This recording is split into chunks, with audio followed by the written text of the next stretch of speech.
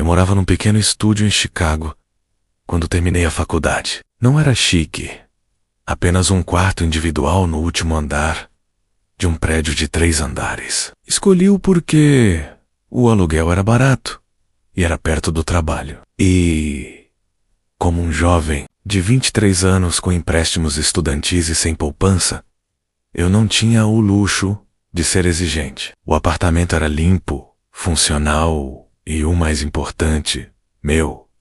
A única janela do lugar dava para um beco estreito. Do outro lado da rua havia outro prédio de apartamentos, quase idêntico ao meu. O beco era estreito, mal dava para um carro passar e, durante o dia, quase não recebia a luz do sol. À noite, era escuro como breu. Isso nunca me incomodou muito. Eu trabalhava até tarde na época, como barman em um bar na Zona Norte. Geralmente, chegava em casa por volta das 2h30 ou 3 horas da manhã. Depois, fazia uma refeição rápida e ficava no celular até desmaiar.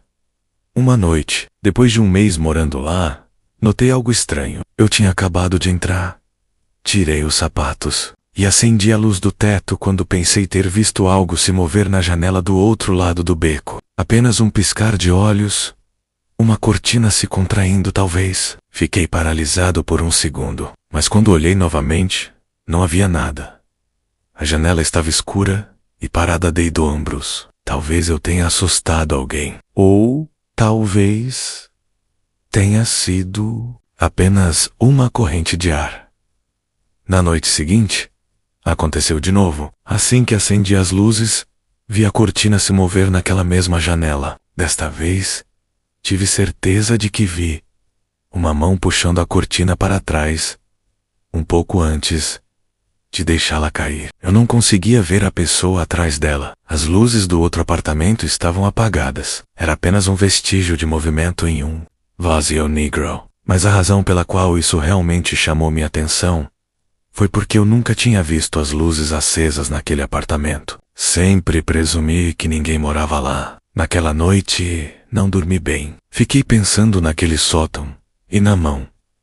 Na semana seguinte, comecei a prestar mais atenção. Todas as noites, sem falta, a cortina se movia segundos depois de eu acender. As luzes era sutil, mas inconfundível. Era a mesma coisa todas as vezes. A cortina se abria lentamente. Eu tinha um vislumbre do espaço escuro além dela.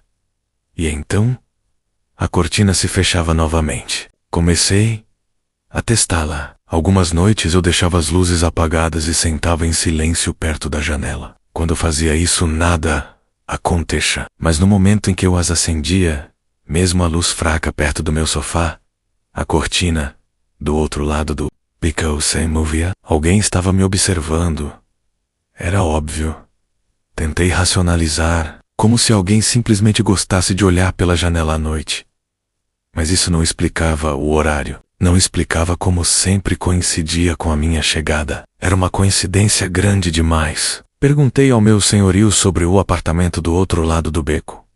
E ele me disse que estava vago há meses. Pressionei-o. Perguntei se alguém tinha se mudado recentemente, mas ele balançou a cabeça negativamente. Ele até brincou que eu estava paranoico.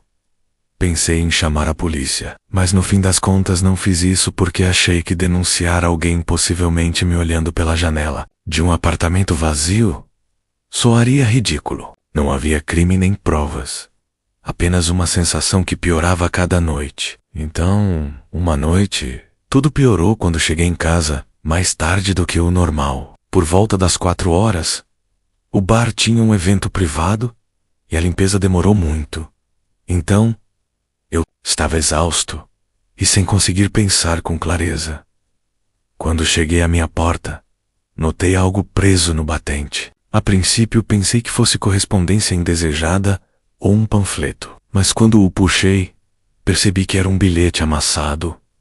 Dizia apenas oi, escrito a caneta. Minhas pernas fraquejaram porque o primeiro pensamento que tive foi o apartamento do outro lado do beco. Então, corri até a janela e olhei. A cortina estava fechada e não havia movimento. Liguei para minha amiga Jami, em pânico. Ela morava do outro lado da cidade, mas me disse para ir imediatamente. Peguei uma mochila, coloquei alguns itens essenciais nela e saí. No dia seguinte, confrontei o proprietário novamente. Desta vez, exigi ver o apartamento do outro lado do beco. Ele hesitou, mas acabou concordando em se encontrar lá com a chave. O lugar estava empoeirado e completamente vazio, sem um único móvel. As paredes estavam nuas e o chão rangia a cada passo, como se o lugar tivesse 100 anos. Mas lá, no quarto dos fundos, de frente para a minha janela, havia uma única cadeira, dobrável de metal. Ela estava posicionada bem em frente à janela, e eles tinham acesso a um apartamento que deveria estar trancado e vazio. A polícia foi chamada e revistaram o lugar. Tenho quase certeza de que coletaram impressões digitais, mas não deram em nada. O fato de minha paranoia estar correta o tempo todo e de eu estar sendo vigiado me deixou doente, imaginando quanto tempo aquele doente me vigiaria. Mudei-me naquela semana. Até hoje, não tenho ideia de quem estava me vigiando, como entraram, ou quanto tempo teria durado se eu não tivesse encontrado aquele bilhete dizendo: "Oi". Já considerei a possibilidade de ser o proprietário, mas no fim das contas, tive que abandonar essa teoria, porque não tinha a mínima chance de ele não ter ido lá para remover aquela cadeira antes de me levar. Ainda sonho com aquela janela, e às vezes acordo no meio da noite com a certeza de que alguém, em algum lugar, ainda está me observando.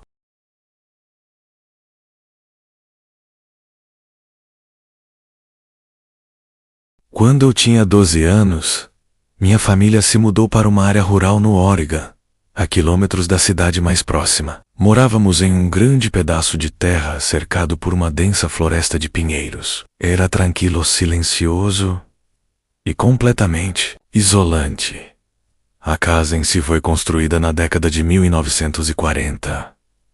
Tinha o kit básico de casa antiga, com coisas como pisos rangentes, um sótão assustador e um galpão separado e decadente, que ficava a cerca de 9 metros da porta dos fundos. O galpão estava abarrotado de ferramentas velhas e tralhas do antigo dono.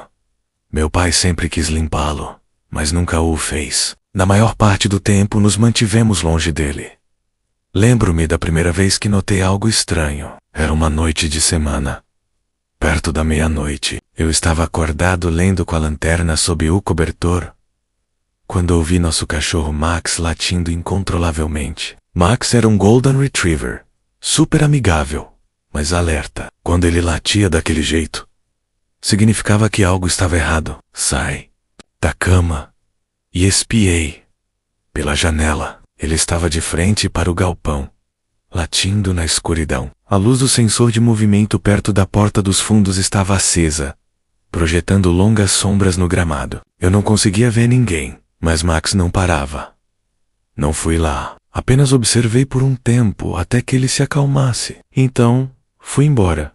Na manhã seguinte, encontramos pegadas profundas na terra entre a casa e o galpão. Meu pai descartou, dizendo que provavelmente era um vizinho ou um andarilho de passagem, mas eu não conseguia parar de pensar nisso. Nas semanas seguintes, Max latiu para aquele galpão várias vezes. Toda vez que olhávamos para fora, não encontrávamos nada, mas as pegadas voltavam e sempre levavam ao galpão, nunca para longe dele. Uma noite, por volta das 2 horas da manhã, acordei com um som de passos no cascalho do lado de fora da minha janela. Eu congelei. Os passos pararam e depois recomeçaram, movendo-se em direção ao galpão. Espiei pelas persianas e a luz da porta dos fundos acendeu, e por um segundo, eu ouvi um homem alto parado ao lado da porta do galpão. Ele vestia o que parecia ser um casaco cinza sujo. Seu rosto foi obscurecido pelas sombras, e então a luz se apagou. Meu coração batia forte no peito, enquanto me afastava da janela. Acordei meus pais. Meu pai pegou seu rifle e saiu. Mas o homem havia sumido. As pegadas eram recentes. No entanto, para o galpão. Desta vez, meu pai decidiu dar uma olhada lá dentro. Ele destrancou o cadeado e abriu as portas. Mas tudo o que havia eram ferramentas enferrujadas e lonas velhas. Ele colocou uma nova fechadura e reforçou as portas. Por um tempo, as coisas ficaram tranquilas. Então, um mês depois, Max desapareceu. Procuramos por toda a floresta, subindo e descendo a estrada, até perguntamos aos vizinhos. Ele havia sumido. Fiquei completamente arrasada. Eu tinha esperança de que ele voltasse, e ele simplesmente se perdeu na floresta. Naquela noite, não consegui dormir. Fiquei pensando no galpão e em Max, no homem que eu tinha visto. Por volta das 3 horas da manhã, ouvi o rangido da porta dos fundos. Saí da cama e fui na ponta dos pés para o corredor. Meu pai já estava de pé, segurando seu rifle. Fomos até a porta dos fundos bem a tempo de ver a luz de movimento piscar. Lá, parado perto do galpão, estava o homem novamente. Desta vez, ele segurava algo em uma mão, uma faca. Na outra, a coleira de Max. Quando vi isso, senti como se minha vida tivesse sido sugada pela metade do meu corpo. Como se essa horrível sensação de ausência de peso que quase me fez cair. Meu pai gritou e ergueu o rifle, mas o homem se virou e correu para a mata.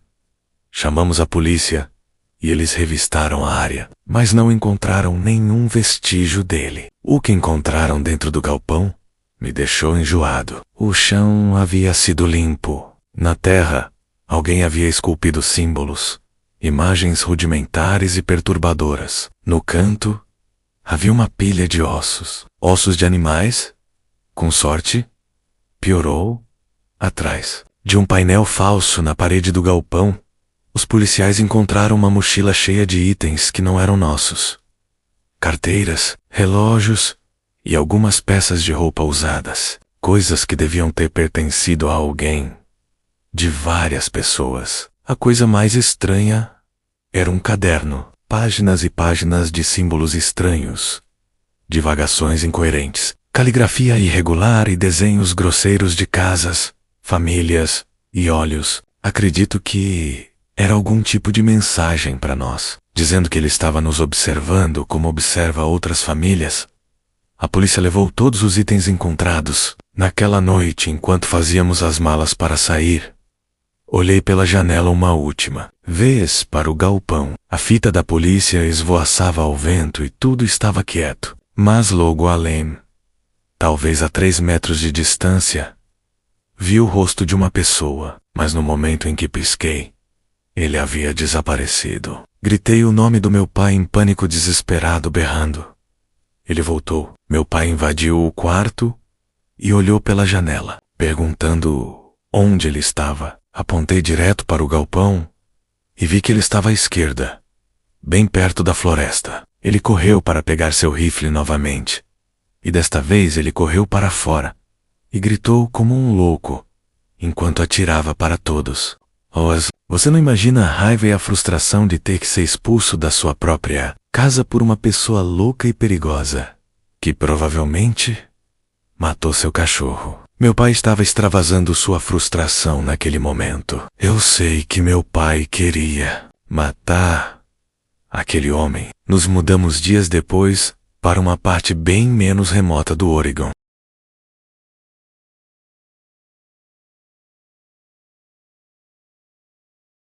No verão de 2018, meus amigos e eu, Abby, Marcos, seu irmão mais novo, Tim, a namorada de Tim, Hannah, e eu, planejamos uma viagem de fim de semana em Blue Ridge Mountains. Estávamos todos na casa dos 20 anos, recém-saídos da faculdade e ansiosos para nos desconectar de tudo. Escolhemos um lugar longe da rede elétrica, bem no meio do Parque Nacional, onde as árvores eram densas. O ar cheirava a pinheiros e terra úmida, e não havia sinal de celular por quilômetros.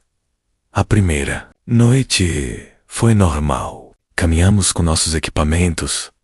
Encontramos uma clareira perto de um lago com espaço suficiente para 3 barracas. Acendemos uma fogueira e cozinhamos cachorros quentes e marshmallows. Contamos histórias, bebemos e ficamos acordados até tarde, observando as estrelas. O silêncio da floresta estava relaxante.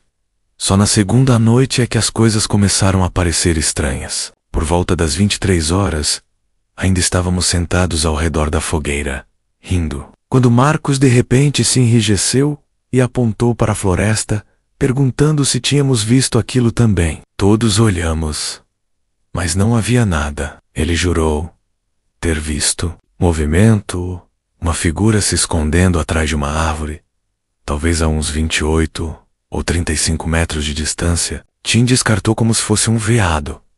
Mas 20 minutos depois, ouvimos um graveto estalando na mesma direção. Desta vez, foi alto. Abby estava claramente assustada e disse que queria ir para a cama. Todos concordaram em encerrar a noite. Apague o fogo. Fechamos o zíper das barracas e tentamos dormir.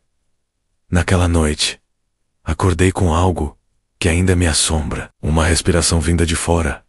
Provavelmente a menos de 3 metros da minha cabeça. A princípio, pensei que ainda estivesse em um estado de semissonho. Mas continuou. Eu estava com outras 4 pessoas.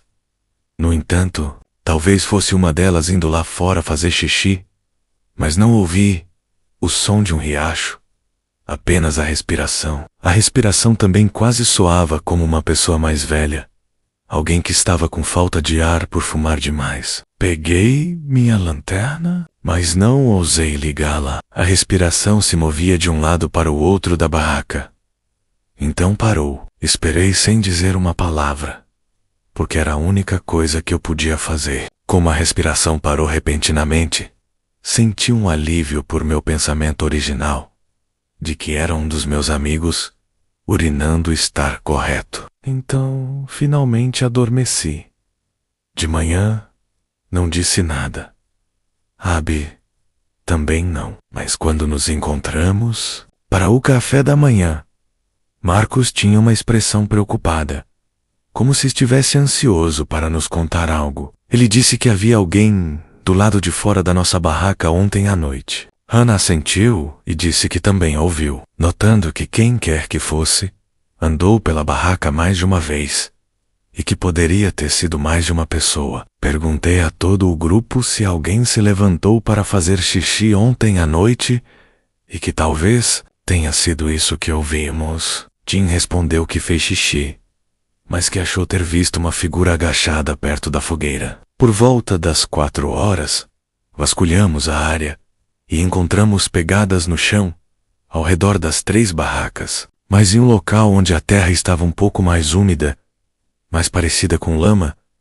Uma das pegadas era claramente de um pé humano descalço, não de sapatos ou botas. Isso tornou tudo ainda mais estranho. Elas levaram para a mata e desapareceram. Tentamos brincar com isso, dizendo que talvez fosse um caminhante maluco ou um brincalhão. Mas não pareceu brincadeira. Naquela noite, ficamos acordados até mais tarde, conversando nervosamente ao redor de uma fogueira bem maior. Mantivemos nossas lanternas por perto. Por volta das 2 horas da manhã, ouvimos aquele som horrível de folhas sendo esmagadas ao longe, mas desta vez havia uma voz. Era uma voz baixa.